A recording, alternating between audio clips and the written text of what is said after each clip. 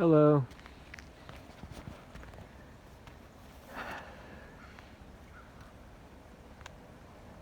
Well, I suppose for this moment, the best introduction I could give to you now is my name is Zed, and if you've had a chance to explore my world, I've had many different names, many different ideas, many different visions, spirit and the science and the science and the spirit, and all those things in between. Foremost, it's okay to be imperfect.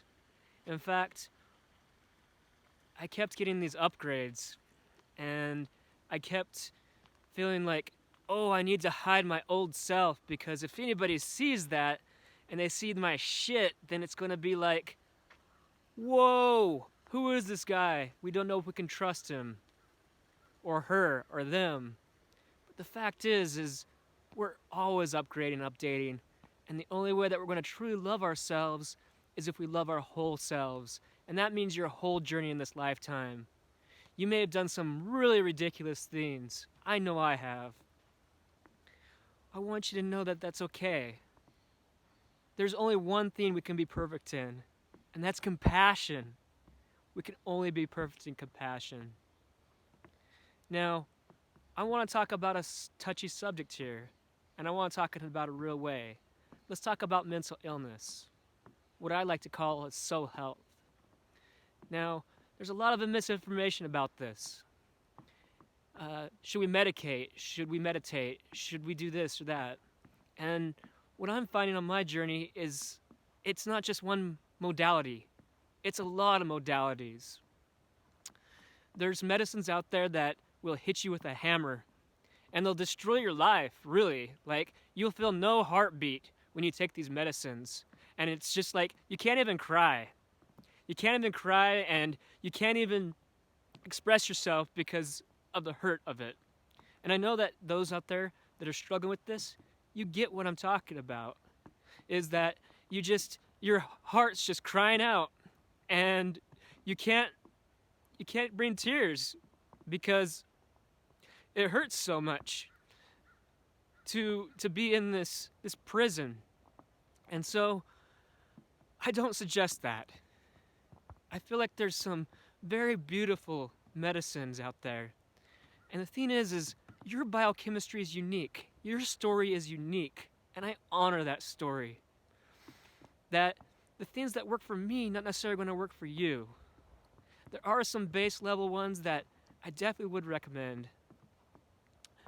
And they're natural medicines, and they may or may not work for you.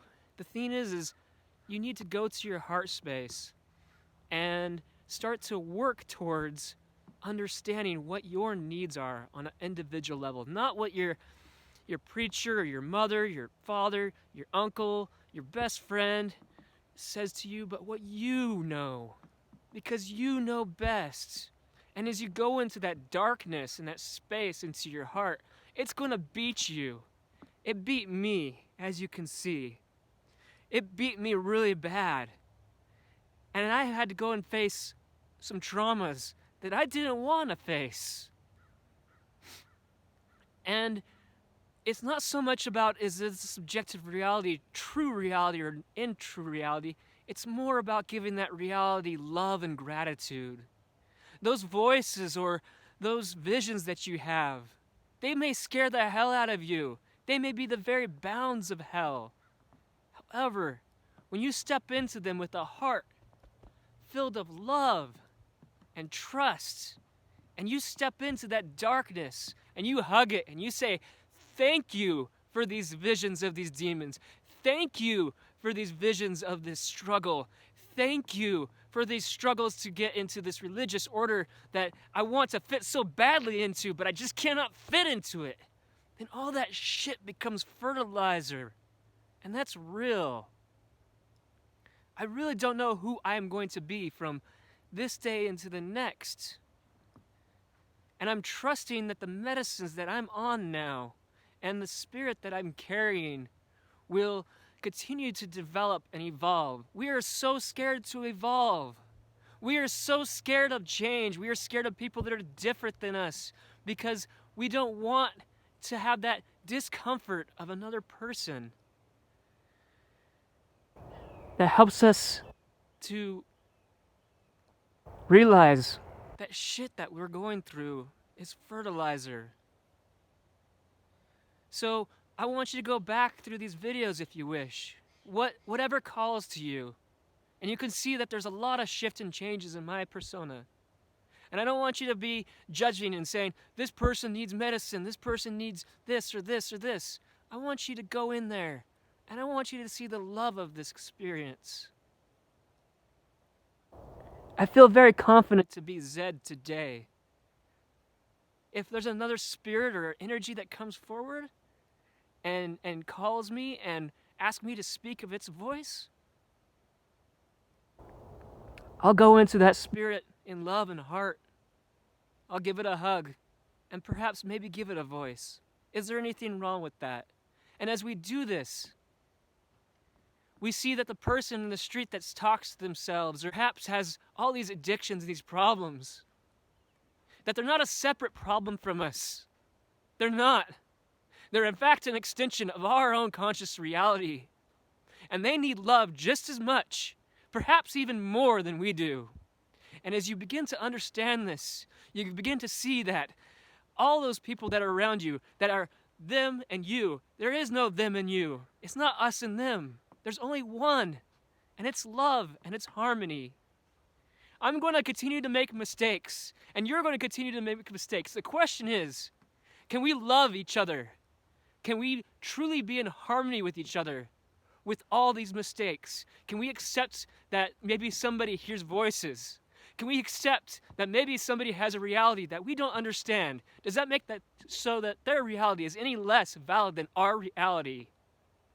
Does it make any less basis that they struggle to find comfort in this world? I want you to go to your heart. I want you to feel your love radiating from yourself and to accept your full self. Whatever practice you have, may it be a practice of compassion or whatever religion, whatever faith, maybe no faith, maybe atheist, maybe agnostic, whatever it is, what is your source, your inspiration? And to go to that inspiration and find the compassion of it. Find the narrative that says, we are not separate. We are having this experience to be able to understand the love that is within us. You will find that as you forgive yourself for those mistakes, and you're open with those, all the hiccups, burps, farts, and shit that comes into it, you'll find that as you step into that, it's not going to be easy. It's going to be the hardest work that you've done in your life. And all the lives around you are going to struggle with it too. However, it's what we're here for. We're here to discover love. And as we step into that love and compassion for yourself, love and compassion for all those that are around you, then we awaken. We awaken even that call of Archangel Michael. Are you God? No. I am not God.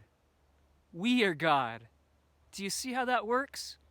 As I see the divinity in you, as I have the compassion in you, I have the compassion in me.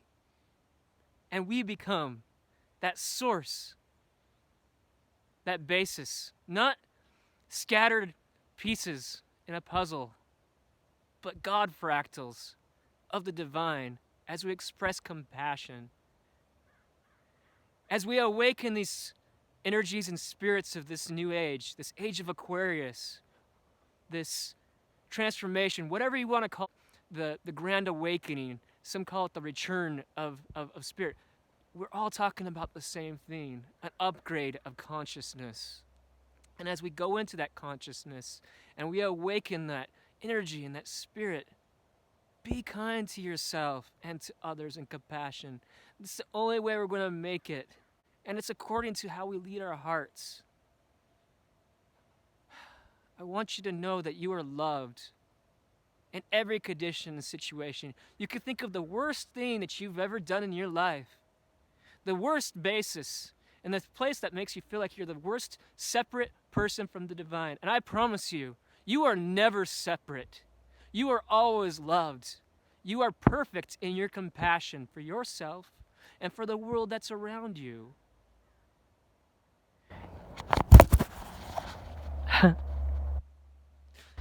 And as you see, mistakes are okay. You can drop things. And you'll still be okay. You can fall to the ground and Spirit will still pick you up. You are loved in every condition. And I want to be able to help you to be able to open up those closets that you've been afraid to open up. And to share them, maybe at first just with yourself, to say, it's okay. I have these strange visions. I think maybe a little differently than other people. Maybe I hear voices or I see things that other people don't see. I'm going to still love myself. I'm going to still love myself. I'm still going to have compassion. I want to talk about the leaders that we have in the world and how we're so struggling because they're so flawed. And they're not these perfect politicians that we've had before. Is that a reflection on yourself? Think about it. In your heart, in your mind, in all places. Why are we choosing to bring these leaders up who are very improper, gross in many ways, disgusting to our hearts? But if we go deeper into those hearts, we get off those crusty layers, we see that it's a cry. It's a cry to understand that we no longer want to have this model of perfection, the old Piscean model of pyramid perfection, where one rules and all people follow. It's fallen away. There's a circle that's above that. We're in the keyhole of time. And now it's time to reveal all those things that are hidden in the closets. Again, just go into them with yourself and saying, I accept you, darkness. I accept you, and I'm going to love you until that light shines. And if you make a mistake, it's okay. You see? It's okay. You can drop it, and you can pick it up again, and you're going to be okay. And you may have to wipe it off. You may have to wipe it off, but it's going to be okay. We need real spiritualists. We need real people out there to proclaim this message of love and harmony. So the question remains, are you willing to step into the darkness to find the light? Accepting all versions of yourself and loving them in compassion. That the illusion of separation